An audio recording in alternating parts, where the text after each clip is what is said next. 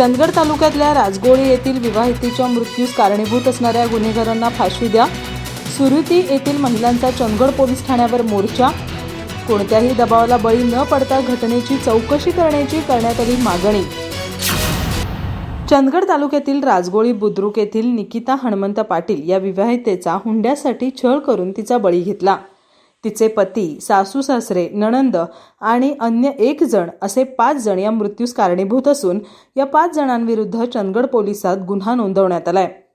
या प्रकरणाची सखोल चौकशी करून आरोपींना फाशीची शिक्षा द्या अशी मागणी सुरुते तालुका चंदगड येथील महिलांनी तहसीलदार राजेश चव्हाण आणि पोलीस निरीक्षक नितीन सावंत यांच्याकडे निवेदनाद्वारे केली आहे.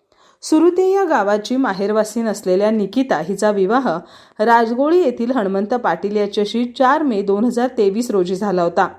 या दरम्यान वेळोवेळी सासरच्या मंडळींकडून हुंड्याबाबत मागणी केली जात होती. हुंड्यासाठीच या मुलीचा बळी घेतलाय ही दुर्दैवी घटना असून धक्कादायक आहे. त्यामुळे या घटनेची चौकशी कोणत्याही राजकीय, सामाजिक अथवा आर्थिक दबावाला बळी न पडता करावी आणि जबाबदार व्यक्तींना कठोरात कठोर शिक्षा व्हावी.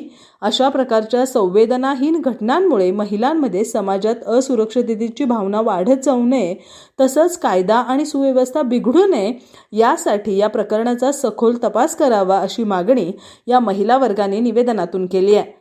निवेदनावर उपसरपंच लता भाटे, ग्रामपंचायत सदस्य प्रभावती खनगावकर, सुनीता भाटे, रेखा कुकजी, अर्चना पाटील, रेणुका भुजबळ, रीना पाटील, विद्या पाटील, सुनीता चौगले, मनीषा मरगाळे, सविता गावडे, मनीषा भुजबळ, भाग्यश्री कांबळे, अर्चना भोंगाळे, लता गडकरी, सरिता चौगले, निर्मला पाटील, यल्लूबाई पाटील, मल्लूबाई पाटील, मयुरी पाटील आदींसह अन्य महिलांच्या स्वाक्षऱ्या आहेत.